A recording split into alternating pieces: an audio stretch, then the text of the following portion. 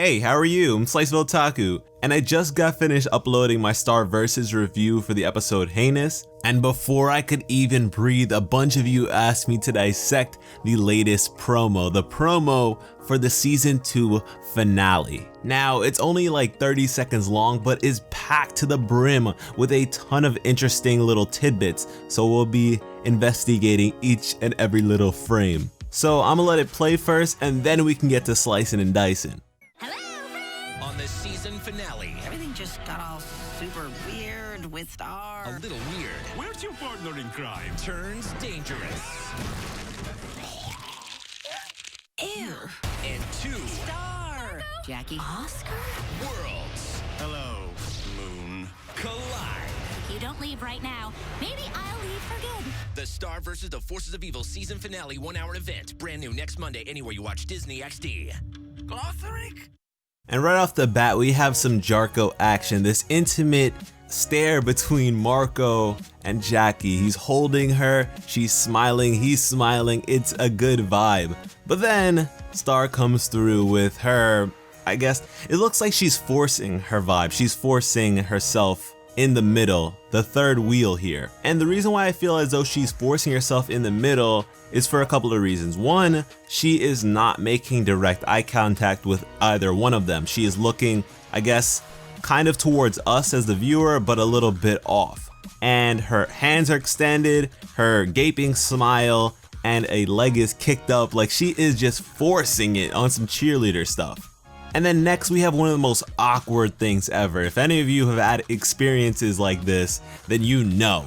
The shake bump, where one person goes to shake hands, the other person goes to fist bump. It is awkward, it is weird, and you can tell that these two they're feeling weird around each other. Marco even says that things have been weird around Star lately, and the two of them jet away in opposite directions. This is very different from how they typically act. And we already know the reason for this. It's because of Marco and Jackie's relationship and Star's unsettled feelings towards him. So yeah, then we have Marco in a sense venting to Jackie about Star, saying that things have been weird. And you can tell that this is grueling for Marco. He is peeling his face. He is just not liking this one bit because Star is his best friend and he doesn't want it to be weird with his best friend. And really, it's a bit cliche to have the male attraction be so oblivious. I hope that he is not oblivious. I hope that he understands that, Star likes him in some regard. And remember, the setting seems to be like a party at Marco's house. And then in the next scene, we have some real Jarko action. Jackie kisses Marco on the cheek and he is, he's feeling it, he's happy. They're holding hands at the same time in the backyard. They snuck away from the whole festivities and just doing their thing.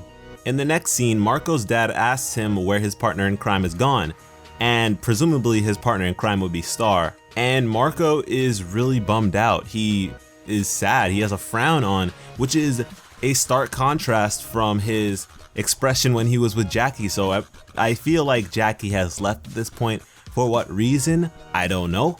She might be upset. She may have just had to leave.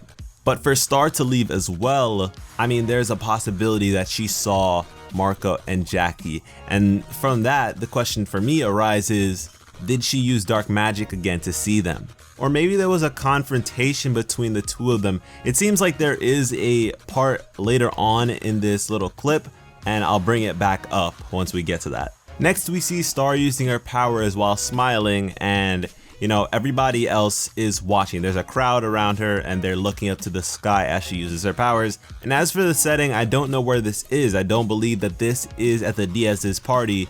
And you can tell by the crowd that these are quote unquote like the cool kids, the different kids who are into this kind of scene, and Star, Ponyhead, and Jana went there, something like that, something along those lines. She went away from the party to get away with her friends and take her mind off it. That's what I'm thinking. But with her powers, she summons these cats. And she doesn't summon them with dark magic. She summons them with her typical magic. But they end up scratching a guy, like on his face, getting on his face, and hurting him. And I feel like that is a representation of instability. Without it getting into dark magic, she's just screwing up because she's not focused. She's not all there right now. She's putting on a fake smile, I'd assume, and trying to take her mind off of what's happening. And speaking of what's happening, the High Commission, the magical High Commission is stacked. They run up on Ludo's little lair. They found it real quick and bust down the door. Omni uses his head as a fist. His head molts into a fist and then back into his little skull thing, which is just dope. It's so cool to have Omni in the flesh, I guess, if that's flesh. I don't know, in the presence, I suppose. And also my girl Hekapu ran up in there with dimensional scissors repurposed into a dagger. And I think it's really cool that dimensional scissors can double as weapons, as we've seen with Rastakor and his chainsaw dimensional scissors. And now that Marco is a swordsman, imagine him having scissors for a sword. That'd be crazy, like some Kill la Kill stuff. And also Queen Moon has her prime attire. She came for the business. She was here to fight. The same attire that she had when she fought Toffee all those years ago. This is dope. This is gonna be crazy.